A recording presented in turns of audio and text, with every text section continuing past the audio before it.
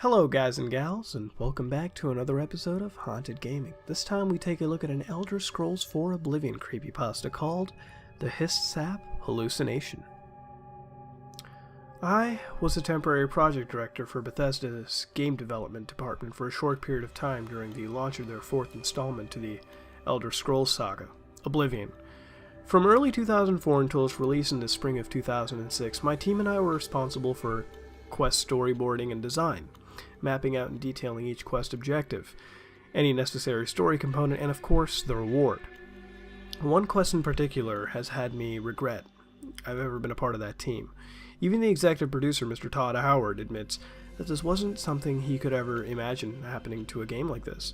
This quest, rather, this achievement awarded quest, hindering it much more unsettling, was actually a very real and a very important part of the game. It was entitled Infiltration. It was the second last and most unusual quest for the Fighters Guild, and a quest result we didn't originally plan to produce. In fact, we didn't expect to produce.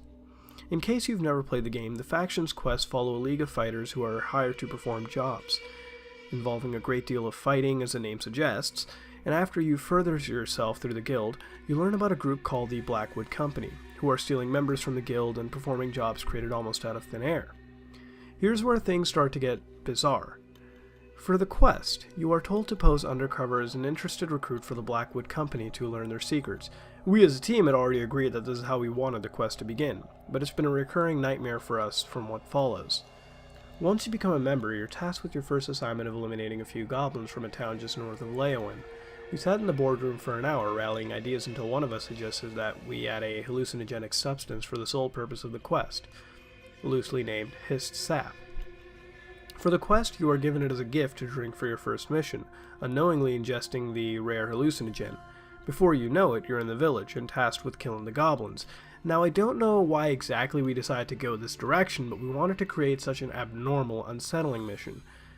But that was the way we all strangely wanted, almost as an overwhelming temptation. But here's the thing, the end of this mission is where things started to fall apart during the testing sessions. To end the mission, you go back to the village after awakening from the hallucinogen, only to discover, to your horror, that the goblins you imagined yourself slaying were not goblins at all, but animals and people. But what was meant to only be a row of dead bodies to the player turned into something nightmarish. We first heard about the discovery one evening when an emergency meeting was called into the studio to review what the game's developers found, myself included. We were greeted by a disturbed group of pale-skinned developers and animators, who briefed us quickly on the subject matter. Trembling, one of the animators, the one specifically testing the quest, tried to explain what we saw, and what's worse, what he had heard. I will tell you what happened, but try to understand that this was no rendering error, no glitch or flaw in the game's coding, or any other factor we tried to establish. Everything had checked out. What I witnessed here in the studio that day, I will never forget. The animator sat at his station, claiming to have recorded the incident to recall his work in case of accidental deletion. He maneuvered the video to the exact point in the recording, and once he hit play, the entire room had fell silent. At first, it was nothing out of the ordinary. It was exactly how the mission progressed until, when you visit the village a second time. Only this time, the quality seemed to be grainy and unsaturated, like an old movie, if you will. The character walks a bit further towards the settlements. You saw a man standing in between two homes facing the opposite direction, and as the character moved closer, the man began to distort, and after 20 seconds of footage, the game appears to lag to the point of a still frame of the man with his face still facing forward. The animator assured us that this is exactly what happened to him, and his video did not stall. For about 7 seconds, the frame rate began to pick up again, only this time the man began to turn around. His face looked as though it was pieced together from several different face models, but grotesquely disproportioned as a mess of random horrifying placements. At this point there was no sound in the game, just a faint buzz and a crackle of the grain. The character moved around the face, and the face followed. Only the face though, the rest of the body was just still distorted, and now bloody as if it, to suggest he was a victim, had remained grounded and still. Suddenly after a minute or so, the character's view shifts hard to the left, and on cue the animator points out something enormously disturbing. Children, who were among the dead, were suspended in the air staring blankly at the face of the character, slowly being glitched backwards, as they remained perfectly still. The character moves closer and the children keep watching, their legs dangling lifelessly. The bodies, one by one, glitched through the landscape as if they were being swallowed. As each child disappeared through the rocky terrain, the noise began to enhance and transform. Distinctive moans could be heard periodically, but then something had happened. The screen, which flashed white and then black and then back to white, but this time the screen stats were there, the health bar, the compass. It was as if the character was transported to some sort of void room. While it began to render random chunks of raw data and designs littering the void from every direction. The animator couldn't explain why the game had taken him to this place of limbo. 5 or 6 minutes had passed in the recording. By this time many other designers had left, too shaken from the experience, but I had stayed. Suddenly a line of dialogue appeared at the bottom of the screen. But it's unreadable from the likes of strange symbols and omitted letters from words completely jammed together. A noise is heard, a man's voice, a slurred gibberish. His tone is angry but sorrowed, but gets louder after each passing second until it's almost a scream. Then the game starts to lose control. The character starts to spawn all over the map. But everybody is lifeless. The character at this point cannot move. It is forced into a point of view, locked in place as the horror flashes over and over. Howard, at this point, urges the animator to turn it off, but the video had remained on. A point came where the sound had stopped. The game ceased to randomly spawn the character. It stopped exactly where it started. A grainy, unsaturated view of the village. Only this time the man was not there. The man with the face stitched and pieced together like a rag doll. Abruptly, the man rose from the ground inches away from the character, eyes as black as night and his mouth wide open. He started to speak.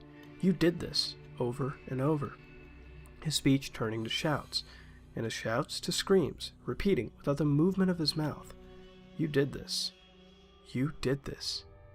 The video stopped. The room was quiet. The air was thick. The animators did all they could to fix the problem, but the children still float, lifeless, and if the game was broken beyond repair to what was experienced that evening, no one ever spoke of it again, and the evidence and its contents destroyed. A month later, I had left Bethesda. I've not shared this experience until now, and myself and the rest of the team swore to secrecy.